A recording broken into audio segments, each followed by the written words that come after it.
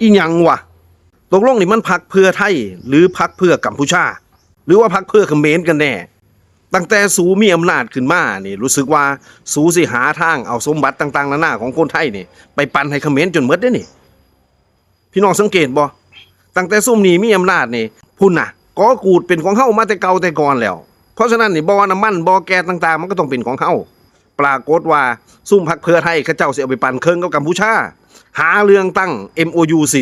44อันนี้นี่อุบาทคักอีหลีเงินหลายปานนี่แทนที่จะหาทางเอามาพัฒนาประเทศอยากเอาไปปั่นเครื่องกับเขาบ่แม่นซุ่มเจ้าแต่มีหุ่นอยู่ฟังกัมพูชาจังหาเรื่องมาปั่นเอาซื่อๆนี่ล่าสุดนี่แห้งเจ็บใจพี่น้องครับ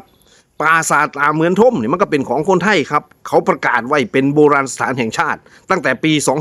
2478อันซุ่มเสนอหน้าอยู่พรรคเพื่อไทยยังบ่มีบักใดอีใดเกิดสักคนแล้วสูกล้าดียังไงมาสมัยนี้พ่อสูซื่อสิพ่อสูล่างสมองคนเสื้อแดงคนอีสานบ้านเฮาได้สุนทูได้เป็นไงขึ้นมาปรากฏว่าตาเหมือนทมพวกมึงก็จะยกให้เขามันเป็นไปบ่ได้ดอกพวกกัมพูชาสิกล้าเขามาลูกล่ำขนาดนั้นทหารไทยไปยันเอาไว้ปรากฏว่าคุณภูมิธรรมบอกว่าถอยออกมาต่างฝ่ายต่างถอย ถอยเฮ็ดหยังทำไมต้องถอยมันเป็นสมบัติของเราคันเฮาถอยออกมาคันเขากล่าวว่าท่านสละสิทธิ์เองท่านถอยไปเฮาจะเฮ็ดจังไดมันสิบ่เสียให้เขาไปอีกตินี่